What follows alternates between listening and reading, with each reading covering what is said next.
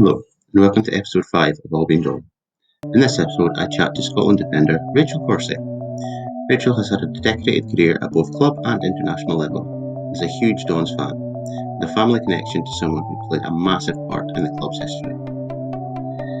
Please be sure to leave a review and follow us on Instagram and Twitter at All Being Done. And now, let's just get into the episode.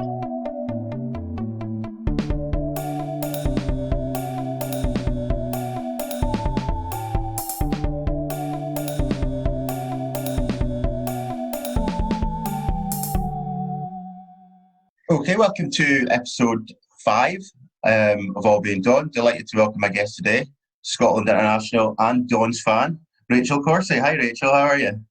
Hi Paul, I'm good. How are you? Yeah, I'm pretty good, thank you. So, supporting Aberdeen. Growing up, supporting Aberdeen is the first thing. You grew up in the city? Yeah, I did. Yeah, Hazelhead, so local. Second guest in a row that grew up, they went to Hazelhead Academy. Derek Ray I spoke to last week, and he went to Hazelhead Academy as well. Yeah. So obviously, looking back, you've got a family connection with the club as well. So was that always around? Do you want to speak a little bit about that? Yeah. So my great grandfather, who I never met, but he played for the Dons way back in sort of the early 1900 years, and not only sort of played for them, he went on and he was he ended up being the coach as well of the team a few years later, and he's since been recognised when Aberdeen had their centenary year. He was recognised in sort of the top 25 Dons legends that were recognised at the time. So that's kind of like, that's a very special memory. Or not necessarily memory, but something, to like relate to, that I think just ties you to the club a bit more than maybe just the average fan. The reason I grew up supporting Aberdeen really though was to do with my mum, who is the granddaughter of my great grandfather.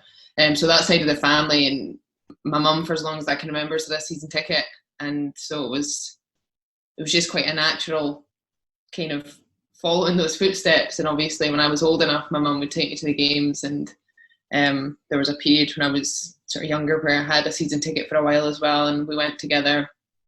So it was just always something that was around, really, and that's why I became such a strong fan. And then as you become older and can understand these things, obviously learned about my great grandfather, and I've seen pictures, and he also played for Scotland, so he has physically you receive a cap from the SFA when you play in an international qualifying match. So my great grandfather has one from a long time ago, and I obviously have since gathered a few as well. So it just kind of makes those little memories a little more special, that you can kind of compare and relate, and it's a nice story, really. It really is. So going with your mum and her, do you remember your first game? No. I would have been pretty young though, I think, when I went to my first ever game. I have like really vague memories of sitting in the Markland stand and going with friends, and that would have probably been the first few games I would go to. My mum's season tickets in the South Stand, and always has been. And once I got older, that was where we went. But I do have old faint memories of being in the Markland end. And who was kicking about at that time? Who was playing? I think probably that would have been like the Duncan Shearer, Billy Dodds, Ian Jess. Probably just old enough to very faintly remember those years where there probably was still quite a bit of success that the club experienced on a regular basis. I'm a few years older than you. I'm not quite. So it's kind of the same era for me as well. So like that was when I first started going as well. So it was like, especially like mid-90s, like Shearer, Dodds, Jess, John Ingalls, all the legends, Yeah. So when you were they your sort of heroes then when you started your first sort of footballing heroes growing up, or did you have a wider look at football? But obviously, like that sort of time, the English Premiership starts to kick in. So, but was it more Don's players that you looked up to? Yeah, was definitely more of the Aberdeen thing. I think even probably back then, watching games on TV, I don't really know that. So it was definitely more of the live football live experience. So um, I think I can't remember who it was. There was somebody was it might have been Ian Jess, was actually a neighbour of one of the girls I went to school with. Oh, and I was really quite young, but we one day after school, it was like play day, and I remember not forcing her, but being like, "Come on, we'll just ring his doorbell." We'll ring his doorbell. We had like a bit of like scrap paper that we'd found in the house, and we like rang his doorbell and asked us to sign this bit of paper. And I can remember my mum must have turned up to pick me up right just as I was doing this. And I remember getting in trouble because my mum was mortified that we'd knocked on somebody's door. And I think it was Ian Jess. So yeah, those were definitely the players that I knew. The names that to me were the top level. I didn't really have an appreciation for what was outside. Yeah, I know what you mean. So when you started to play football yourself, was that you did play in your youth with Aberdeen, didn't you? I played most of my youth football with Stonehaven. Aberdeen didn't want me, so that's still a bit of a sore point. But yeah, it worked out the way it worked out. But it was local enough, local league, local clubs. Were you always a defender, or was that the way it worked out? No, I've traditionally made my way back to being a defender earlier than I probably wanted to be. But yeah, growing up, I was sort of midfielder, winger, more sort of attack-minded, I would say. But I think it wasn't until I was around 19, 20 when I signed for Glasgow City, having played for Aberdeen senior team for, I think, a season and a half, 2 seasons. And it almost happened accidentally. I was coming back from injury and I was asked to go and just be a passive defender and was a little too active that I ended up not ever getting out of being a defender. So that was kind of how that happened, but it's probably worked out fortunately in the sense that I think that position does probably suit me, especially how the game's developed. So I don't want to make too much, but I would love to still be probably at the other end of the pitch a little more. Does that help as a defender now that you grew up in a more forward position? Does it change the way you think about, this attacker, is going to do this or that sort of thing? I think so. I mean, I think you can certainly make it to your advantage. I think for me, I'm someone who I literally love football and I always have. And where I used to stay, I could hear if there was games on a Saturday or a Sunday up at Hazelhead, just the amateur football on a Saturday afternoon. And I could open the back door and I would be able to tell just by like the faint noise, there's games on. You should just jump on my bike and just go and watch any football. And if there was ever any football on TV, I would just watch it. And, my mum used to think I was just absolute mad for watching some games that you're like, I haven't even really heard of these teams. Why are you watching this? But I think I've just always loved the game, whether it be playing or watching or whatever. And so I think I've learned most of the game from that.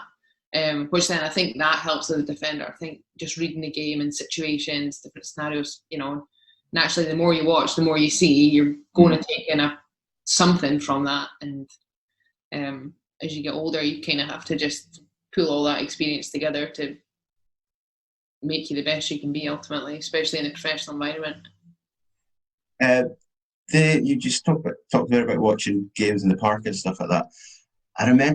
Do you remember the names of any of those teams? Because there's some cracking names. The one that always sticks in my head is AC Milan. That's the one I was just about to say. Yeah. I remember reading that in the Green final. It stuck with me till, all my years now. I don't think I'm sure they probably still play, but it's just I'm going to look up more of them for later. So what? did you, when you started to sort of find your own position, did you watch, when you were watching football, were you watching more positions more so as it gets to like the late 90s, were you watching certain Aberdeen defenders and going, no, he's pretty good, or oh, he's not much cop? Because I think at that time you were like to say some of them weren't that good. I on that, I remember I was asked to fill out one of those silly questionnaires for the back of a match programme one time for Aberdeen, and I made a joke about being the female Xander Diamond, and it was such like a passing comment, but the amount of times that's come back up in my career, I've been doing various different interviews, and somebody's asked me about this Xander Diamond relevance, which probably only really people in Scotland, well, even probably just Aberdeen fans only probably know who Xander Diamond is in a way. Not to disrespect him, but it's just that's kind of followed me around. But I think I always just probably enjoyed the other side of the game. I don't remember really focusing on sort of positions that were my positions. I think I just enjoyed games that had more of an attack-minded kind of outcome ultimately. And in those early years before you moved to Glasgow, what were your favourite Dons games particular memories that you were, oh, I'm so glad I was there, or God, I really wish I hadn't been at that one, There's probably more memorable ones that were for the wrong reasons. I can remember being at remember going with my mum to the cup final where Robbie Winters ended up in goals. That's quite a strong memory. And I've probably been to a few other cup games at Hampden that haven't gone very well. I remember the Copenhagen Cup game. And I was sat. Yeah. I really can remember Jamie Smith's goal. It was quite far out. And we're in the south stand, the bit that's uncovered, and I went with two friends who are typically two friends who I would still go to the games with now when I'm home. That's kind of how we try and catch up. We try and fit it in around an Aberdeen game. So we still go with them, and I remember the celebrations were fairly over the top, which was obviously justly so on that night.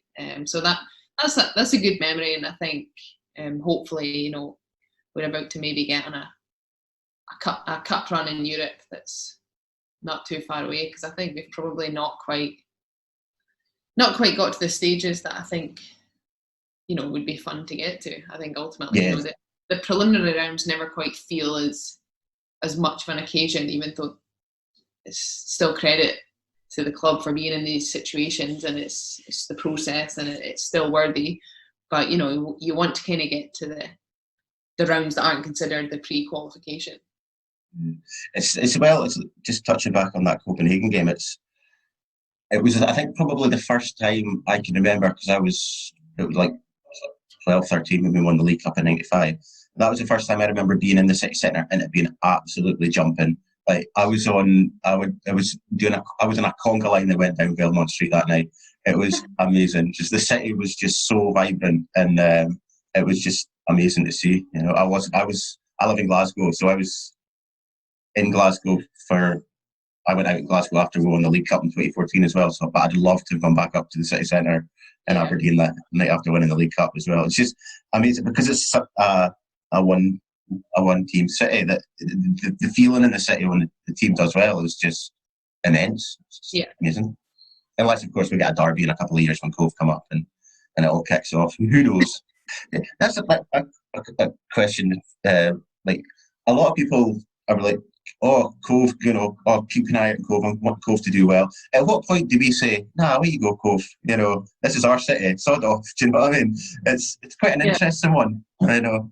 When do they become a rival? Yeah. Yeah. I think it will be interesting. I think it's probably going to take them to be in the same division. Even then, I think for a long time it will still be they're like the little brother type thing, and probably, it's hard to know. It's hard to know. Really. It's interesting. So when you moved to Glasgow to join Glasgow City, it was 2008, is that right? Yeah. I was about the same time I moved to Glasgow as well. And how did you find following the Dons when you moved to Glasgow? Because I didn't want to tell people I was an Aberdeen fan. Because it was just like, oh, okay, here we go. So by the time I moved, a lot of people that I knew in Glasgow knew how much of a Dons fan I was. It's quite interesting. In the women's game, there's actually a lot of the girls don't necessarily have a team. You know, you would kind of think a lot of the girls are probably similar to me, you know, watch football as they grow up and would have a team. You know, like most of the girls maybe have a team to look out for, but there's not that many who are supporters of the club, you know, who maybe at some point in time had a season ticket or whatever. So because of that, I was always quite vocal about being an Aberdeen fan. Everyone knew, so there was kind of no hiding it for me. I actually found in Glasgow there's a lot of Aberdeen fans. I have found that now as well. The more I look, the more I find them. Yeah, there's quite a big following. So I worked for Ernst & Young as well around that time when I physically moved. You know, there was a period of time I was at university still at Robert Gordon's, but then latterly I was actually living there and working, and there was quite a lot of people at Ernst & Young who were Aberdeen fans too. So then you can like build a bigger circle, and you're like, you kind of feel you're protected. Not that I didn't really need protection. I know what you mean. Yeah. You don't feel like you're just the lone sheep. But and the owner of Glasgow City, or one of them, Laura Montgomery, she's also an Aberdeen fan.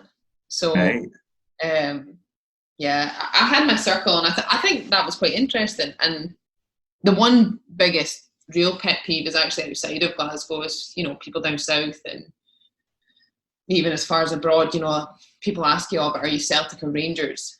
And there's just, you know, I've just been asked that so many times. And add up the European trophies, folks. Come on. Yeah, it's like I find like there's a couple. Did you ever used to go out to watch the games with in Glasgow? I find when I was going out to watch games, which we'll hopefully do again one day. Roderick Dew's in the city centre. Do you know that one? Just beside Central Station. Yeah. Used to go there, and I think there's a place in Hindland called the Rock that a lot of Aberdeen fans go to as well. But it's quite good. We watched a few European games in Roderick Dew's, and there's a load of Aberdeen fans there, so you get a good atmosphere and stuff as well. So I do enjoy that. So it works out really well. A lot of my pals have come from. So your time in Glasgow, hugely successful playing for Glasgow City. Titles, cups, playing. I actually used to live across the road from Glasgow City Ground in Springburn. I used to live there's just like if you got to the junction, you'd turn right to go there, and I would go left, and that's where I lived down there. So we went to it was a Champions League game. I can't remember what year it was. It was against Arsenal. I can't remember if you were there or not at the time. I think I did play in that. Yeah. I was at that one. Cool. I really enjoyed that. Then we moved away from that part of town. That was a boring story about where I live in Glasgow. Sorry, yeah. So the time in Glasgow as well. So you're up to about 2013, 14. So we've gone out of the Calderwood. We've just left the Calderwood years. He's just got us into Europe. He's been sacked. Here comes Mark McGee. That was awful, wasn't it? A lot of records. Like my flatmate at the time, his girlfriend was a Celtic fan and kept texting him every time a goal went in that 9-0 game at Celtic Park. Horrible times. That was painful. That's probably one of the lowest times. I think that was probably a transition period, which I was at that age as a fan where you're like, you don't really have tolerance or time for that. You don't get it. So you're just like, we're just not good. Mm-hmm. And I can't remember if that was around the time as well. There was one year we were excruciatingly close to being relegated. Yeah, well, that was the first Ebbie Scoville season, the 2000 season, finished bottom of the league, got to both cup finals. And if Brockville wasn't a tip, would have been relegated. Yeah. So those are probably the not so fun years. And probably around that time as well, I can remember going to an away game around Christmas against Dunfermline, and I just have these visuals of my dad putting his gloves over my feet, and I had about 6 pairs of socks on. I just remember my toes were just beyond cold. There are some. Yeah, that's probably my memories of those 2 years around then. Freezing cold and crap football. Nothing. Aberdeen as much as you used to in your younger days, yeah? Potentially not as much as when I had a season ticket, but if they're on TV, yes. And I actually watch them probably most consistently when I live in the US. I think because we often play on a Saturday, and with the time difference where I was living, the games used to be on at like 8, 9 in the morning. And it used to kind of be like the perfect kind of my own match day prep would be I'd get up and make coffee and sit and have, whatever was having for breakfast, toast, and just watch the games. Like it was quite a nice, there was nothing really else to do, and it was a good time to just sit and watch Aberdeen. So I've probably watched them most consistently since I've been in the US, because it just works kind of time wise.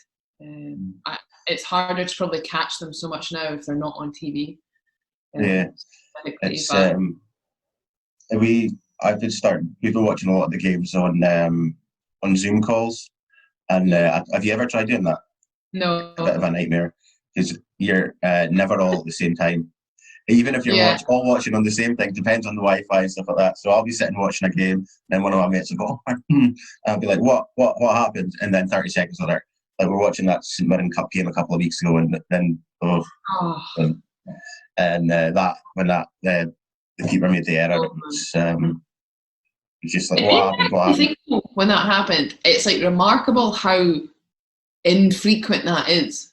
Like Joe Lewis has been at the club for a long time, and like, I mean, I'm sure there have been goals where you're like, but when you think about it, he rarely makes a mistake. No, 100% agree with that. He's very consistent. But it's just that position, isn't it? One mistake from a keeper, and then you're done. So obviously, if you're a striker, and you might get 3 chances, but nobody talks about the 2 that you missed. But it's just the one you scored fine. It's just such a difficult position as well. Shouty goalkeepers, is that a problem you've ever had with? Do you have a lot of shouty goalkeepers behind you in your career? I don't really think so. I've always had quite good relationships with goalkeepers. Sort of Carly Telford's England goalkeeper at the moment. I used to live with her when I played for Notts County, and she's probably the most shouty, but in quite a funny way. We used to just have a go at each other almost, and not joking. We were serious. We wanted to win, but we probably had the best back and forth. And then when I first went to the States, I played for Seattle, and Hope Solo was the goalkeeper. Oh wow! Yeah, and she is the most talented goalkeeper I've ever played with. Like just her raw ability. And then on top of that, her mindset and attitude, but just some of the saves she made was incredible. But she wasn't so much shouty, but she was very clear in her communication and her expectations. And so that was like a really, really good experience to play alongside her and get to know her as well. She's sort of one of those players that has almost a presence. She almost doesn't need to say anything. It's like, well, she's there, so we know we'll just follow her lead. She could look at you and you just knew, okay. Yeah, but I think she definitely does have a massive presence. And I can remember when I first met her, she's probably very similar height to me, but I expected to meet her to be this like towering, much taller than I am. But she wasn't. She just was such a great athlete and had, as you say, had a presence that seemed just huge in the goal. When you moved to America, a couple of things I want to ask about moving, just generally living in America first. Obviously, it was better for watching games because they were on in the morning, so that was great. But just in general, you were talking about supporting football teams, obviously you and I both grew up supporting Aberdeen growing up, but because, you know, the football in America is still, I mean, the MLS is 20 years old now or something. Supporting teams, like, do people support a particular team in America just because it's near them, or is there relationships with teams? If you know what I mean, just do people build up a relationship with a team, or do they follow brands and players? And obviously, there is the element to move teams as well, which I'll touch on in a minute as well. So, what do you think about that? Like supporting football teams by people in the United States?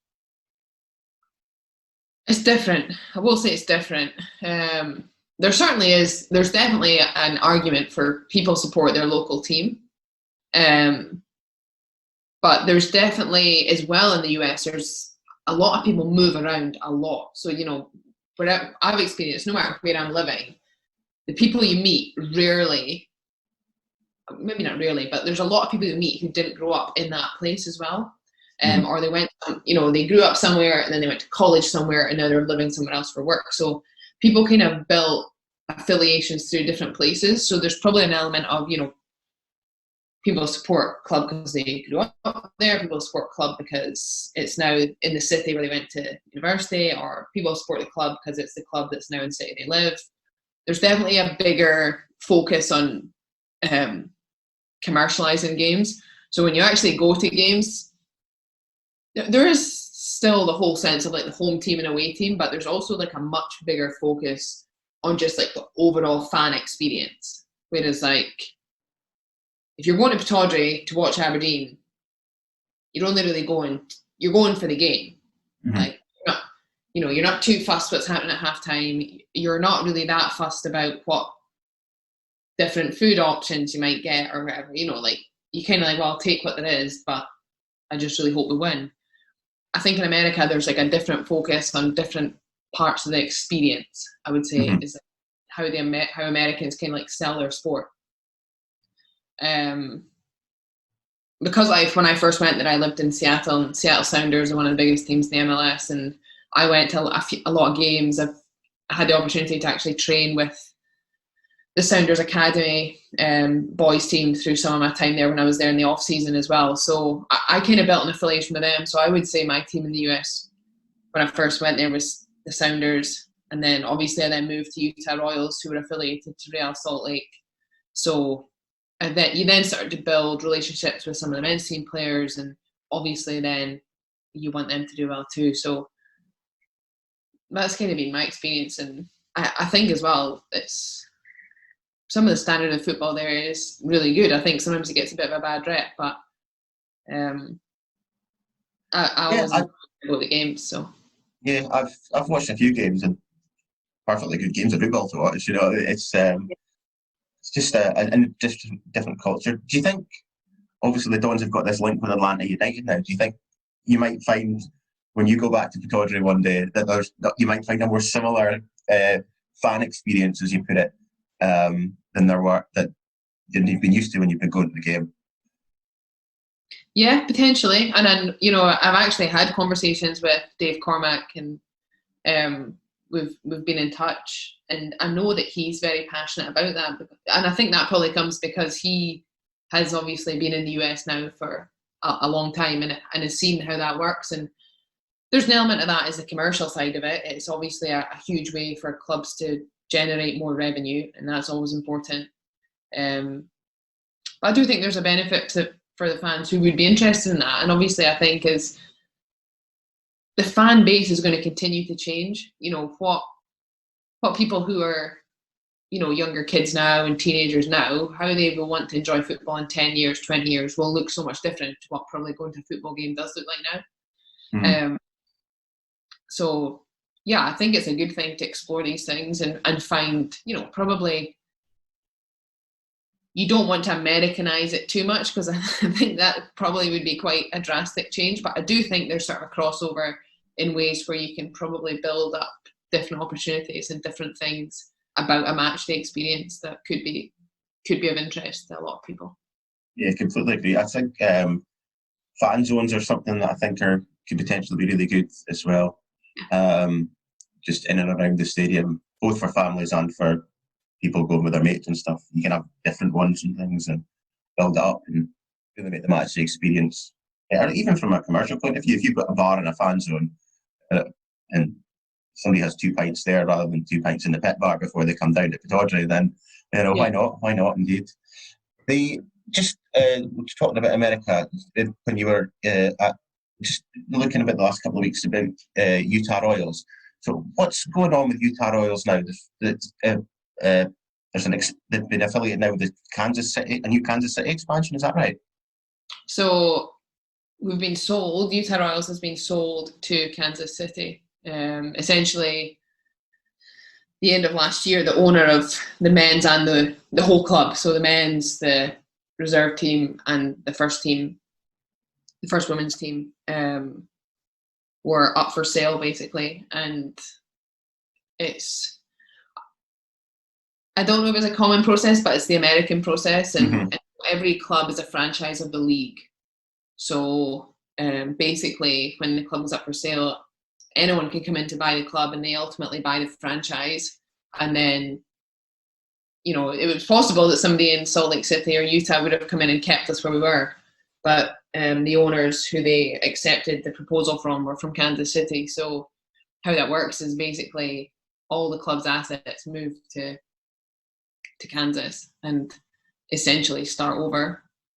So I will... Same squad though, all the players are all now Kansas players.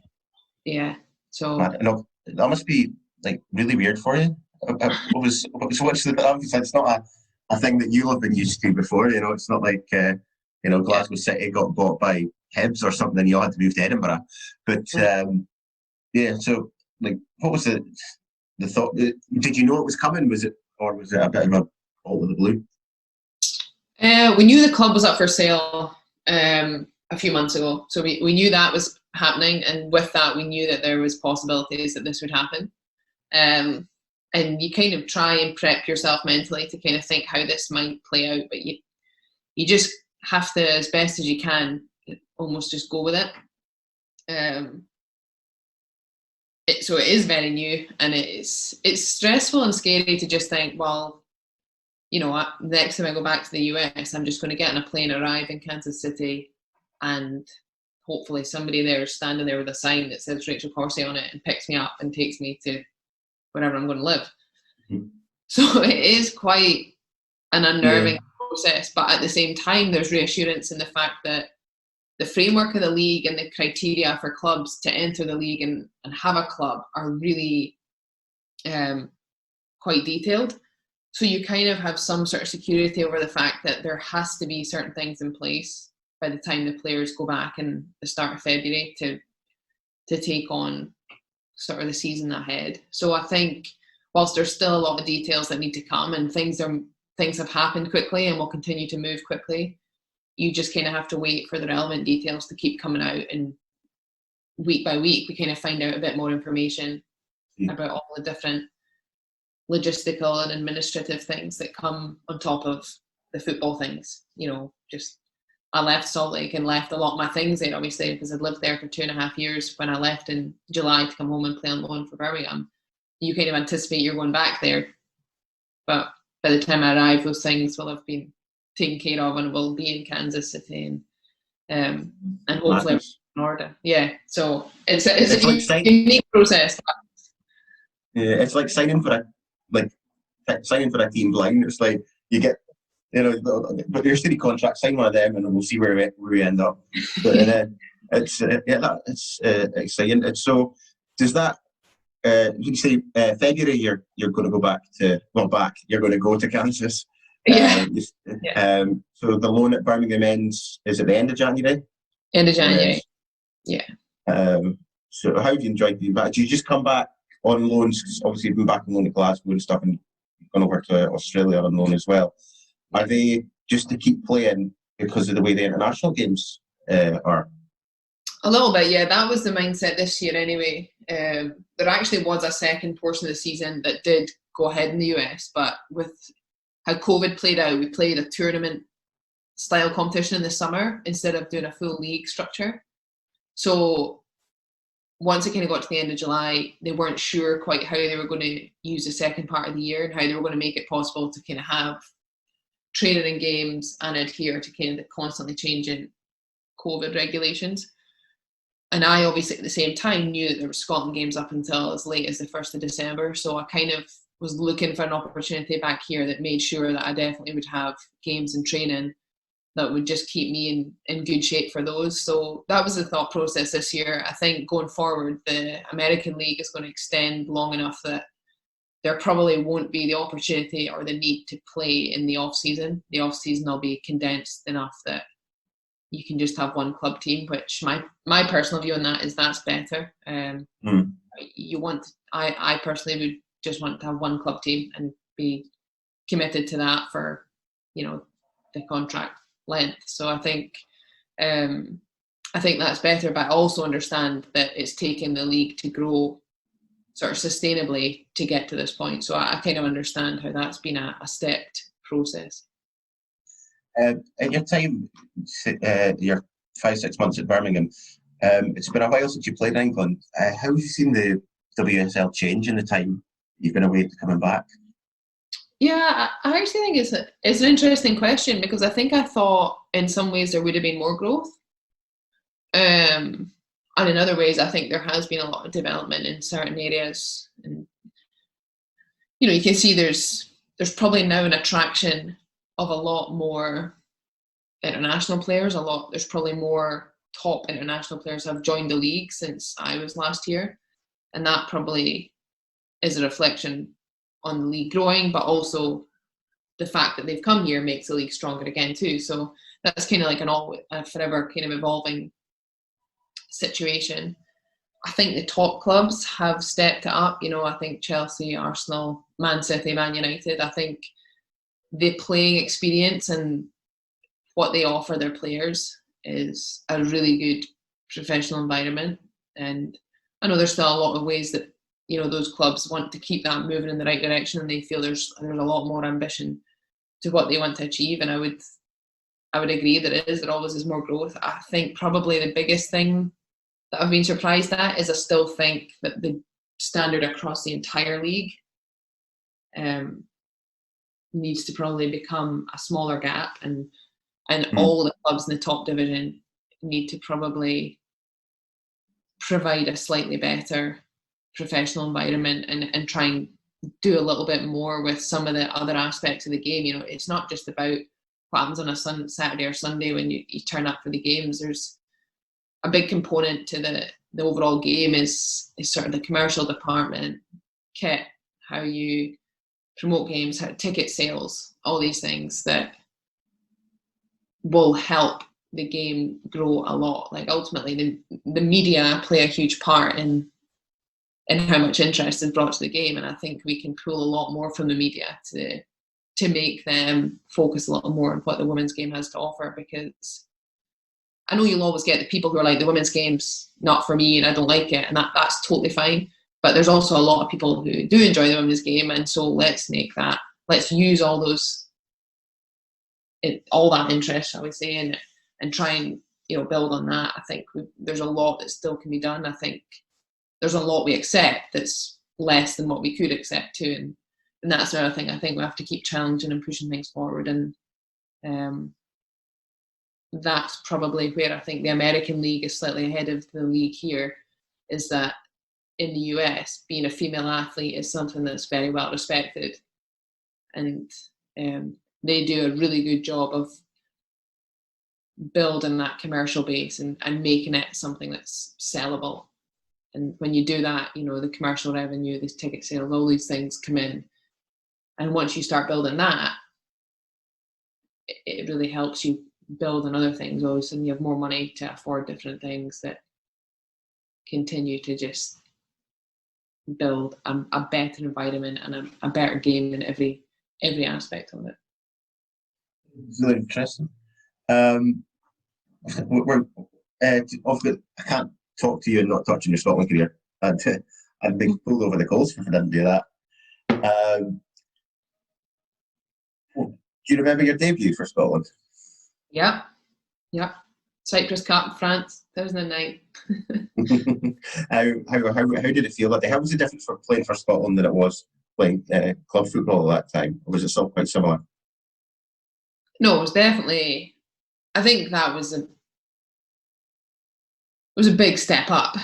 I mean, play France. France at the time, I mean, they still are, but one of the top teams in Europe. So I know we got beat 3-0. But just it was, I had no expectation to play. You know, it was my first camp. And every year at that point in time, we went to Cyprus around that time of year. And it was like it was a tournament. I wouldn't say friendly, but there's not really, it wasn't a qualification tournament. Let's say that. Mm-hmm. Like, certainly wasn't friendly, but you were there because you wanted to do well. You're playing for Scotland. So I kind of knew that we were going to be there for, I think we played 4 games. So I sort of thought there was a chance I might get some time. But I certainly didn't go there thinking I would be in the starting 11. And France was the first game we had. I think we'd flown on the Monday and the game was on the Wednesday. And I remember in training the day before being like, it kind of looks like I might play. So you're like, do that thing where you fight with yourself, where you're like really excited that you might be playing, but then you're also telling yourself over and over again, you're probably not playing, so don't get excited. And then obviously I did play, and it was amazing. And I still remember it, of course. And it's obviously been the start of a journey that's, shaped me as a person and shaped kind of my entire career, because I think for a large part of my Scotland career, I was an amateur. I was an amateur. I played for Glasgow City, and that was the start, and that was the biggest stage for me for such a long time.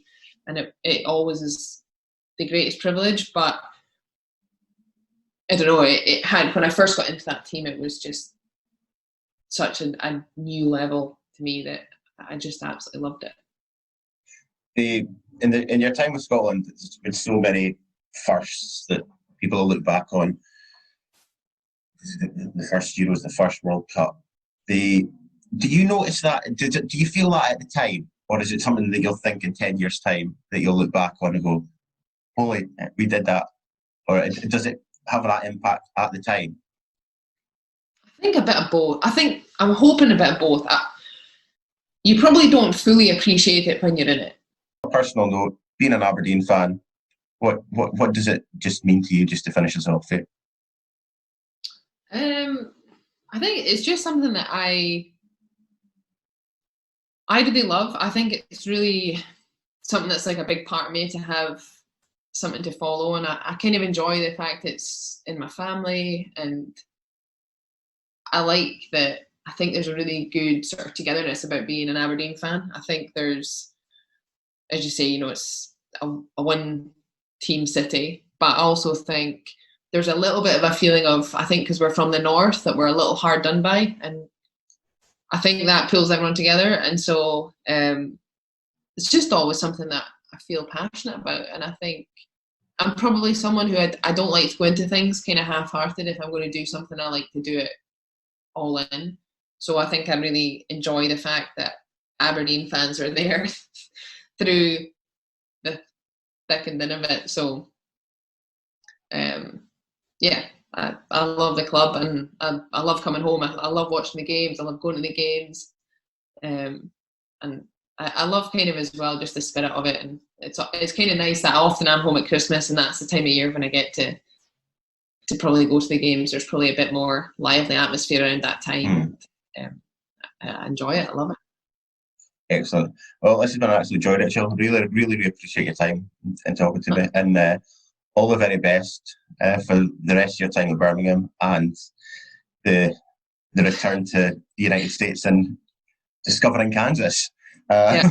So, really appreciate it, Rachel. All the best. Thank you very much.